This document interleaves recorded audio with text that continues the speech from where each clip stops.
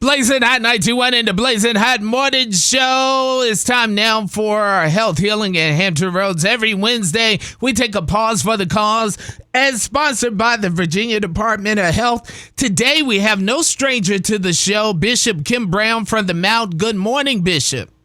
Hey, sir. Good morning. How are you, man? I'm doing great. Good to be talking to you once again with the Blazing Hot Morning Show. A lot has happened since the last time that we have actually had a chance to talk, especially like COVID-19 has come into perspective, and a lot of things have actually shifted with COVID-19 going on.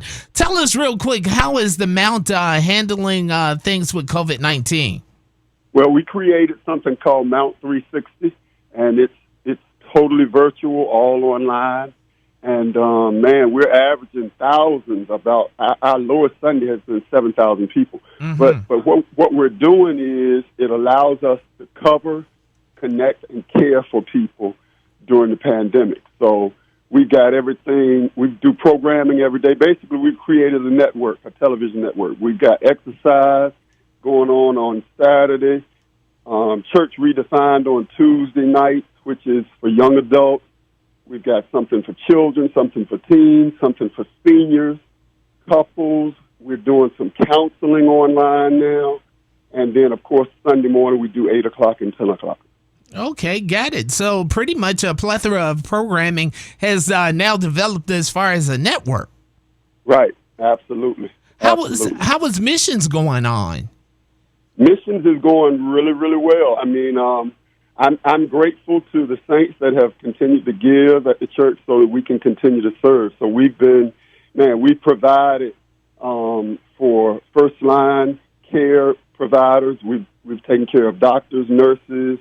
At Chesapeake Regional Medical Center, we provide Gatorade and snacks for them because many of them work shifts and don't have the ability to take a break. We provided for firemen. We've gone to all the fire stations, provided Gatorade there. But the thing that I'm most proud of is we're feeding 200 kids a day, because one of the things people didn't realize is although the school system is providing lunches, they have specific drop-off spots. And there are a lot of parents in our community who don't have transportation to get their children to where the food is being distributed. So what we're doing in South Norfolk, in partnership with the Buffalo Foundation, is feeding about 200 kids every day. Wow. And in South Norfolk. And we've also done free COVID testing at the church. We've been a part of free COVID testing over in South Norfolk. Just a whole lot of opportunity to serve. We're getting ready to give out 17 scholarships to kids that are going away to college. Well, I guess they'll be doing college online this first semester, but just a lot of opportunity to... God has... I tweeted something the other day that I think COVID was God's way of shutting down what we were doing on Sunday because he was tired of it. Come on. All right, okay. Explain that real quick. I just think God was tired of us. The church was very internal driven, and that was never the intent of God. I think we had made buildings God or buildings the church. The building is closed, but the church should be open because the church is the people, and church was all. He calls us salt. Salt is never valuable if it stays in the shaker. Mm-hmm. All right. Ooh, that's really, really powerful of a statement. Now, also, the federal government is talking about programming and some of the funding that is going to the churches if they don't start opening up. What is your stance on that? Some of the funding that's I don't think. Well, the reality is this: our church will be one of the last churches to open. Mm-hmm. Just because I know it's not healthy. And I've already told our saints that I'm not making the decision based upon other churches. I'm not making the decision based upon the government. I'm going to make the decision based upon the fact that this is not a political decision. This is a human rights decision. And I don't want the blood on my hand of someone coming to worship and getting sick. And the reality is we're being more effective. Whether we want to acknowledge it or not, the church is being more effective in this season than it has ever been. I've got people that have connected to our church from Germany, from, all over the Middle East. And so it's amazing to see the reach of the church. We've had 230 people join our church during COVID. Mm-hmm. and they're from around the world, some of them. So, and they're giving from around the world. And I think we've got to be sensitive to not rushing back in the building, and all the protocols that have to be done. I think the church is being more productive by being outside of the building in this season, but that's my personal conviction. You're listening to Health Healing in Hampton Roads, and we're talking to Bishop Kimbrown from the Mount, and he's definitely no stranger to the program. Now, Bishop, also, while COVID was going on, there also became a shift for awakening with the younger people, with the millennials, and standing for social justice. How has that affected the Mount? Well, the Mount was a part of leading, at this time, one of the largest social justice marches in the area. It was done through the leadership of Pastor Michael Tolliver, Bishop-elect Kevin White, and myself coming together on the phone, and we were able to mobilize clergy in our city and lead that. And it was phenomenal to be a part of that.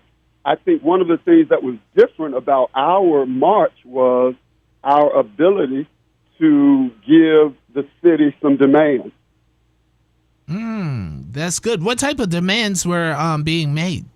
Well, we gave the city 4 demands, and they have, in fact, started to implement them. We just met with the mayor.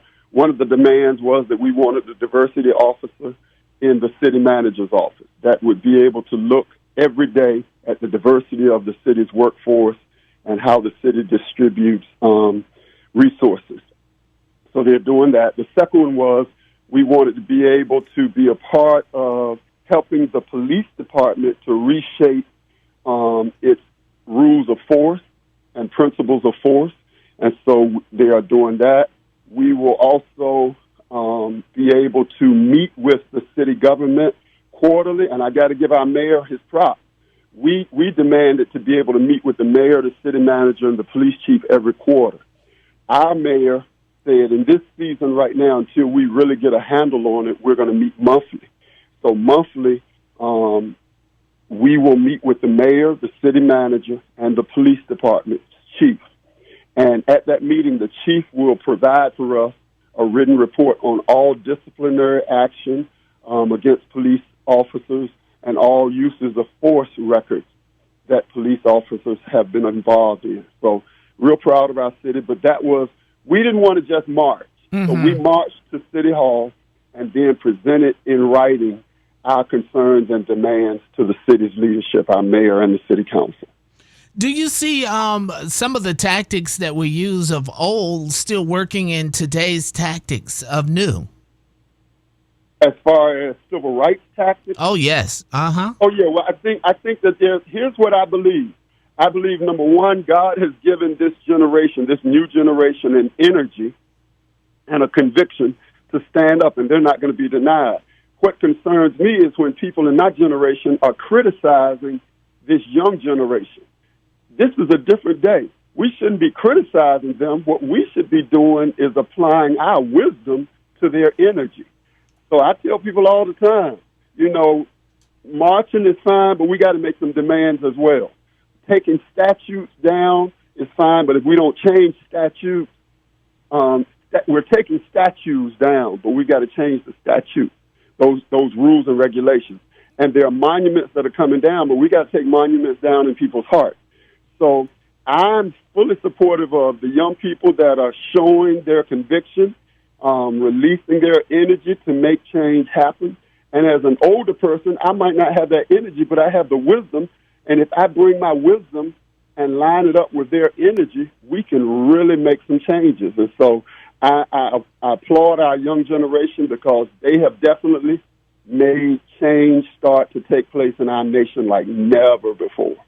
Let's start to talk about that, too, because we have two things going on. We have COVID-19 going on that is definitely changing the way we do business and how we interact with each other. And we have social change going on together as well. Do you see any correlation that is going on between the two or how they're working together for the good? We got two pandemics going on at the same time. The word pandemic, if you don't address the pandemic, it becomes pandemonium. and the word pandy always means everybody. So we've got a pandemic going on sociologically, and we've got a pandemic going on physiologically. So just like racism and oppression is a pandemic, COVID-19 is a pandemic. So we're dealing with two. And the only way you deal with either of them, you deal with both of them the same way. If behavior does not change, the pandemic will not go away. Mm-hmm. Wow. Yes, indeed. Well, Bishop, oh my goodness, I know our time is starting to definitely move, but any last words that you want to bring to Health Healing and Hampton Roads on this Wednesday? Man, the biggest thing I can say is wear a mask. You know, if we're talking about COVID-19, COVID-19 is definitely detrimental. I was blessed for 15 years to sit on the hospital authority in our city, and for the last year, I've been blessed to serve as the chair. And it's been just heartbreaking to see the numbers of people. And so when I hear people talk about this was a hoax, when I hear people talk about you're not going to take my civil liberty and force me to wear a mask. Well, the reality is this. The government forces you to wear seatbelts because they realize wearing a seatbelt saves lives. So it's amazing how our nation can use democracy and freedom when it wants to the detriment of everyone else. So you don't want your freedom taken away, so you're not going to wear masks. Well, the reality is there's a stop sign at the end of the street. You have to stop. That's a rule because it saves lives. So wearing a mask, social distancing, and I use a new term. I don't like social distancing. I think we've got to physically distance because we need one another. Mm-hmm. Mm-hmm. That's a good phrase. So that is not social distancing, but what is the phrase again, Bishop? Physically distancing. Physically distancing. Okay. I still got to have relationship with you because we're created to have relationship with one another. So I don't want to socially distance myself from you. I want to physically distance myself, but I still need to engage the relationship through that vehicle as effectively as I can. We need each other. Mm-hmm. There you go. We need each other to survive. We've been talking on Health Healing and Hampton Roads with Bishop Kim Brown from the Mount. And this Health Healing and Hampton Roads is brought to you by the Virginia Department of Health. Now, Bishop, how can somebody reach you? Man, they can go to www.themountleague.org. All one word, themountleague.org. And there they can see all of our ministry offerings. They can as well see how to help us do things in the community. Just a lot of opportunity. We've got to serve our community. And I'm proud of not just our church. I'm proud of churches, period, that have come outside of the walls, not fallen victim to this moment, pivoted and changed how we think and how we operate. And we're going to impact this world, our nation, our region, and our cities. Strong words there, Bishop Brown. Thank you so much for coming on the Health Healing and Hampton Roads on Blazing Hot 91. We will get through this together.